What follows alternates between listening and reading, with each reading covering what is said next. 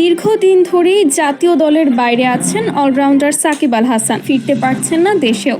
এ সময় তার বিরুদ্ধে হয়েছে একের পর এক মামলা। সম্প্রতি নতুন করে আলোচনায় উঠে এসেছেন টাইগার সাবেক এই অধিনায়ক। ঘটনার সূত্রপাত গত রোববার সাকিবের একটি পোস্টকে কেন্দ্র করে। মুহূর্তেই দাবানলের মতো ছড়িয়ে পড়া সাকিবের ওই পোস্টের জেরে আসিফ মাহমুদের সঙ্গে 2 দিন ধরে তার পাল্টাপাল্টি কথার লড়াই চলছিল। এর মধ্যেই দেশের একটি বেসরকারি টেলিভিশনে মুখ খুলেছেন ক্রীড়া উপদেষ্টা আসিফ মাহমুদ। সরাসরি বক্তব্যে তিনি বলে বসেন, সাকিব আল হাসান আর কখনোই বাংলাদেশি জার্সি গায়ে রাখতে পারবেন না।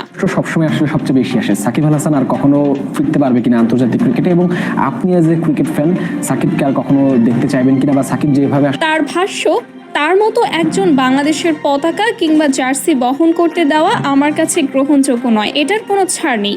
আসিফ আরও বললেন, দেশে আসা মাত্রই তাকে সাকিব আল হাসানকে গ্রেফতার করা হবে। তার বিরুদ্ধে যেসব অভিযোগ রয়েছে সেগুলো তদন্ত সাপেক্ষে সর্বোচ্চ শাস্তি পেতে হবে তাকে। এছাড়া